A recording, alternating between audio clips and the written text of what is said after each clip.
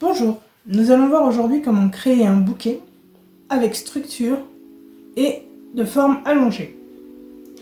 Pour ce faire, il y aura des germini rose spider, comme dans la précédente vidéo, une branche d'orchidée phalaenopsis, des anthurium, un anthurium vert avec des reflets roses, des cala blancs et du viburnum vert. Ça va être ça, je vais vous le montrer de toute façon. Pendant que je ferai le bouquet, je vous montrerai chaque fleur. Ensuite, on aura besoin de au niveau du feuillage, on aura besoin de birdgrass, de feuilles de cordyline, de feuilles de monstera et un petit peu d'eucalyptus. Aussi, on aura besoin de binoyeur ou du raffia armé, appelé autrement le raffia armé, et de bois de canna que l'on accrochera ensemble et on verra ce qu'on va en faire juste après. Je crois que j'ai tout énuméré.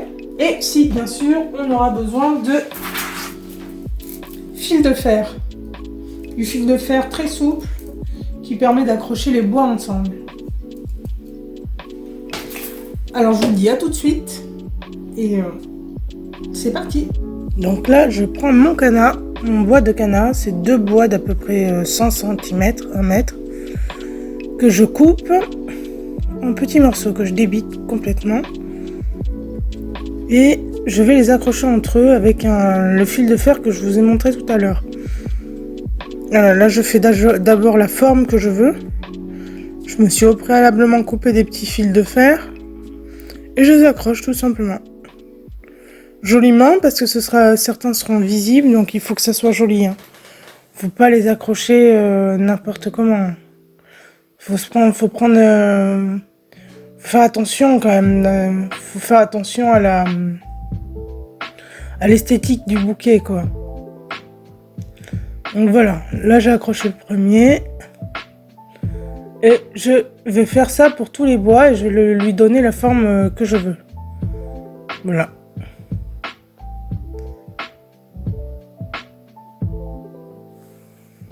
Je vous montrerai après la forme que je vais obtenir.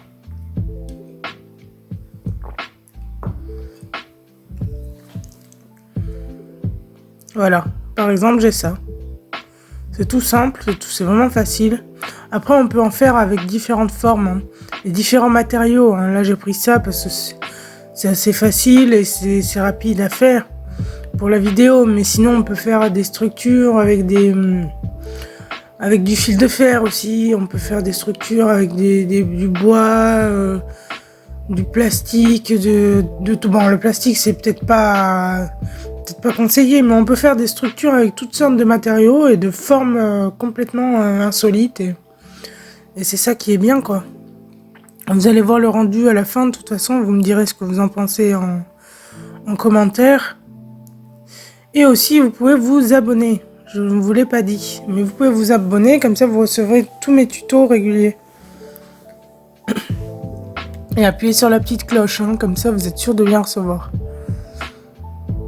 Donc là, je finis d'accrocher le dernier bout. Donc là, c'est le dernier normalement.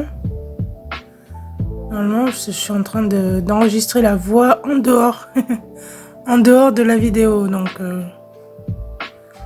Ah non, j'en accroche un dernier, pardon.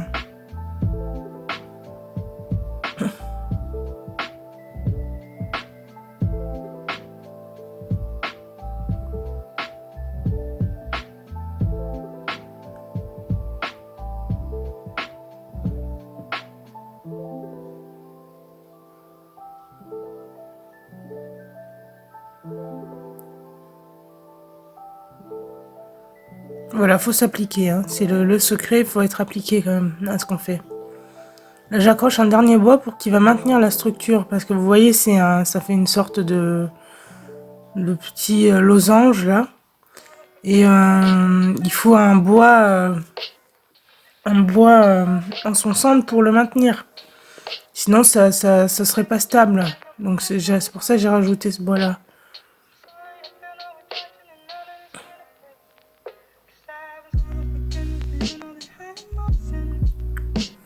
Voilà, je l'ai rajouté de travers pour que ça tienne. Je vais débiter un peu encore à côté, sur le côté. Parce qu'il y avait des parties qui étaient un petit peu mâchées, on va dire. Donc, il faut que ça soit net, il faut que la coupe soit nette. Comme ça, c'est joli. Voilà. Que ça soit propre. J'aurais pu mettre aussi de la laine au bout pour cacher les bouts, mais j'en avais pas là tout de suite. Mais c'est une idée. C'est une idée de faire ça. Donc là, je nettoie mes végétaux. Parce que c'est essentiel aussi dans toute confection, que ce soit bouquet ou autre, c'est d'avoir une base. Parce que vous allez obligatoirement caler les fleurs avec des végétaux. Et le but, c'est d'avoir la tige toute propre. Parce que cette partie sera dans l'eau du vase. Et finira par pourrir votre eau. Donc il faut nettoyer la tige. Je vais vous montrer ce que ça donne après. Et aussi d'un point de vue esthétique, c'est beaucoup plus agréable d'avoir un faisceau propre, quoi, parce que ça fait vraiment pas très professionnel d'avoir des végétaux avec des fleurs, des pétales, des feuilles partout. Regardez. Là, il m'en reste un peu. Hop, je l'enlève. Mais sinon, non. Faut que ça soit propre. Faut qu'il y ait au moins... ça dépend de la taille du bouquet, mais qu'au moins tout ce qu'il y a sous la main quand vous tenez votre bouquet soit sans feuillage. Voilà. Donc ensuite je reprends ma structure parce que j'avais oublié de faire la poignée de la structure. Donc c'est simple, je prends un plus gros bout de fil de fer, je le passe au milieu et après je vais en faire une sorte de petite poignée, voilà. Je le passe au milieu, je serre bien pour que ça soit stable. Après je tournicote pendant quelques centimètres. Et voilà, après ça me fera une poignée, vous verrez ce que ça donnera.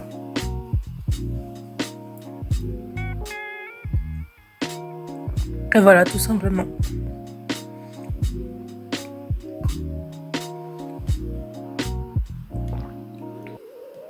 Tout simplement.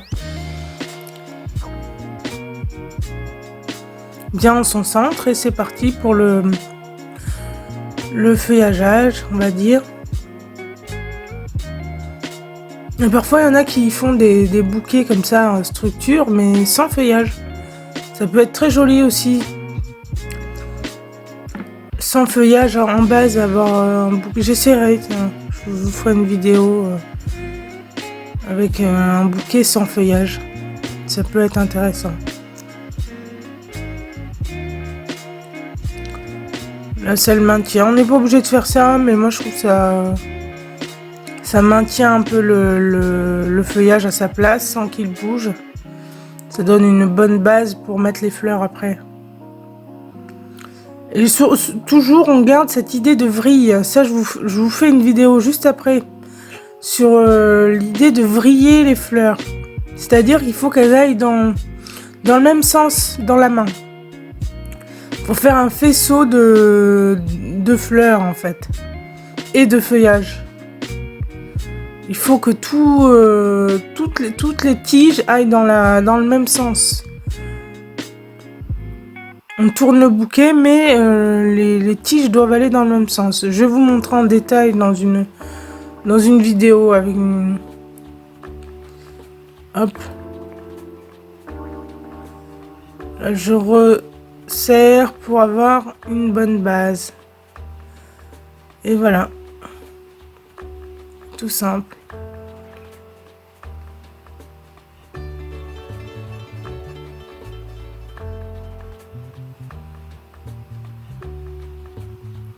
Là, je commence par mettre l'orchidée.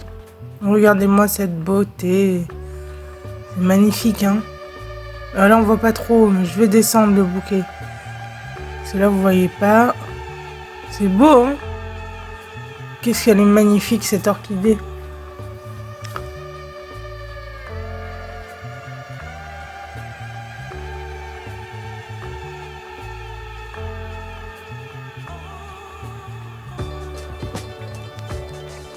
Et là je mets du viburnum. L'orchidée je vais l'accrocher après. D'où le raffia armé que je vous ai expliqué tout à l'heure. L'orchidée je vais l'accrocher après parce que là elle sort trop de la forme, c'est pas très esthétique, mais j'ai besoin de la placer en avance pour savoir où je vais mettre mes autres fleurs. Là je recadre parce que je suis complètement hors champ, donc je recadre un peu pour que vous voyez mieux ce que je fais. Voilà. Là l'orchidée vous voyez elle brinque-balle, donc je l'accrocherai mais en dernier.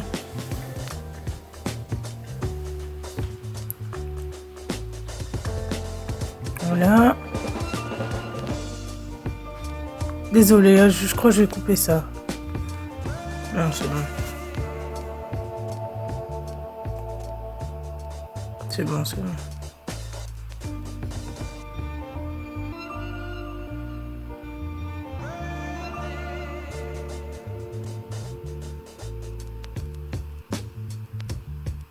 Voilà, on met le feuille de... Ah oui, j'ai des feuilles de Xanadu aussi. Je trouve qu'elles vont bien avec... avec le bouquet, je trouve que ça va bien, les feuilles de Xanadu.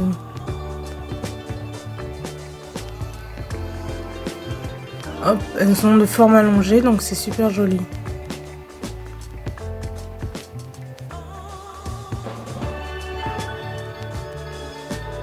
Donc voilà. Vous voyez le principe de tourner le bouquet, toujours pour avoir un bon visuel du bouquet. Il faut le tourner en permanence. Il faut le tourner pour voir comment on place, comme si les fleurs sont bien placées. Et là, je mets mon anthurium en bout, toujours en veillant à ce que mon faisceau soit bien fait, soit bien tourné. Même le bière-grasse, je vais le mettre dans le même sens que les tiges. Voilà, on tourne encore pour voir si tout est bien placé et on rajoute son bière-grasse.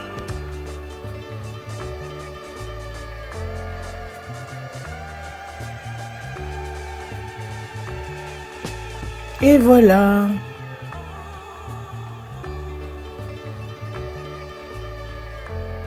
Je fais un petit roulet de bière-grasse et je mets toujours dans le même sens mes tiges et mes feuillages.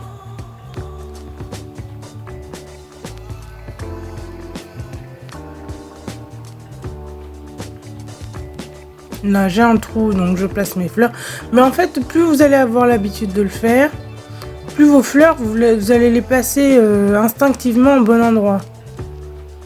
Plus ça va être facile en fait de voir où il y a des trous, où la fleur par rapport à la forme de la fleur, où ce sera mieux de la placer. Par rapport à l'équilibre visuel aussi, où placer la fleur. Voilà, au bout d'un moment ça devient habituel en fait.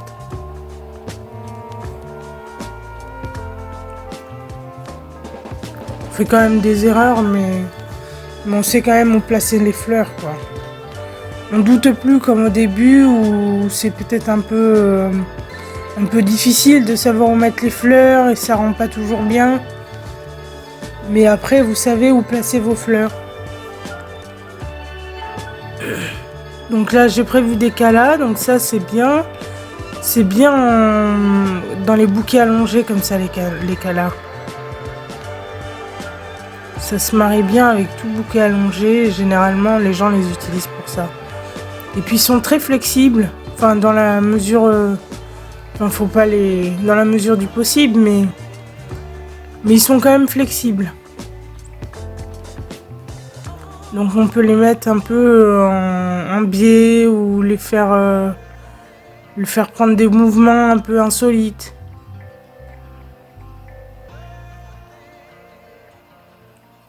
Toujours bien placer ses fleurs au bon endroit.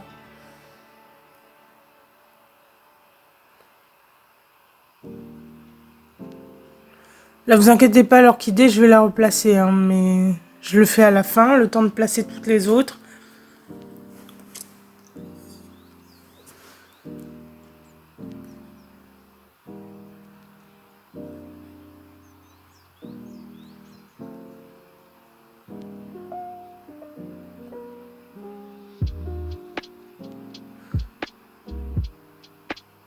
Ce qu'il y a de bien avec les roulés de bergasse, c'est que c'est vraiment très... Ça fait des bouquets tout de suite très travaillés.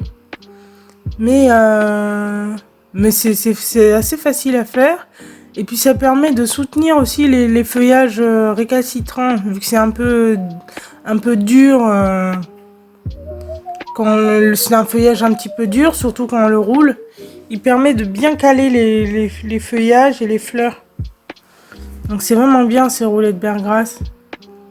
Et vu leur forme allongée, c'est bien de les mettre en extrémité. Ça rallonge un peu la forme du bouquet, comme je viens de faire là.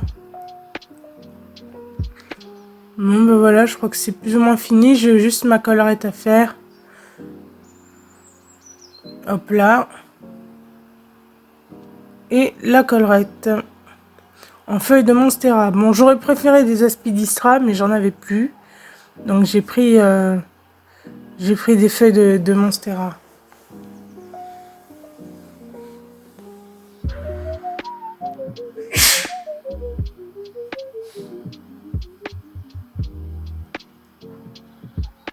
Et celle-ci est bien.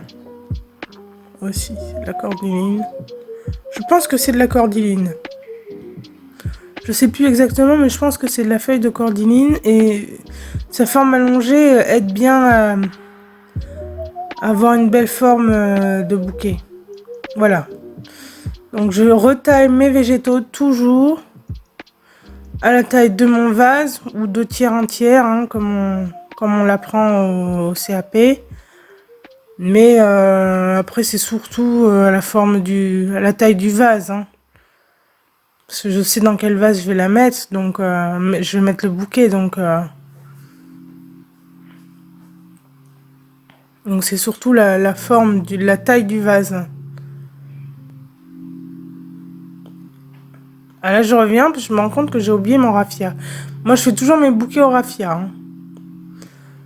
Le sotiba, j'aime pas trop, je trouve ça colle, c'est pas très esthétique, même si on le cache, je trouve ça pas beau. Je fais tout au raffia. Voilà, je trouve ça plus naturel et beaucoup plus joli.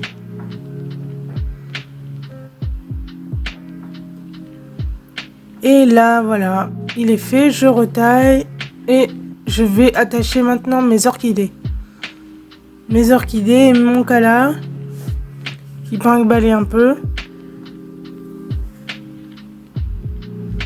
Et le binoyeur, hein. Ça s'appelle binoyeur. Ou raffia armé en français.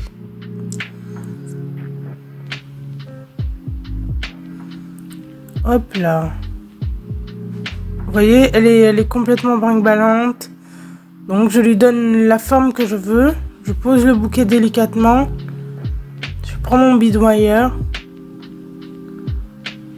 En fait, c'est du fil de fer entouré de raffia. C'est aussi simple que ça, le binoyeur. Donc ça permet d'accrocher des fleurs comme je fais entre elles, mais de façon esthétique. Pas pour avoir un fil de fer pas très beau, quoi.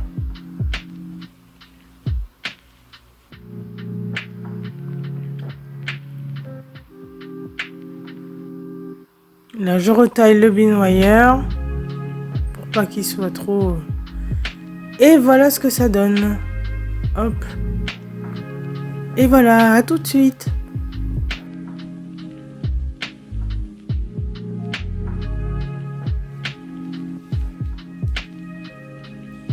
J'espère que vous avez apprécié ce tuto. Comme vous voyez, c'est un niveau, je dirais, intermédiaire au niveau de la fleuristerie. Ce n'est pas du tout compliqué à faire, mais il faut avoir le doigté pour le faire, c'est-à-dire l'habitude. Et pour ça, il vous suffit de vous abonner et vous verrez petit à petit comment faire des bouquets de plus en plus compliqués. des bouquets et composition. Et je vous dis à bientôt pour un nouveau tuto. Salut!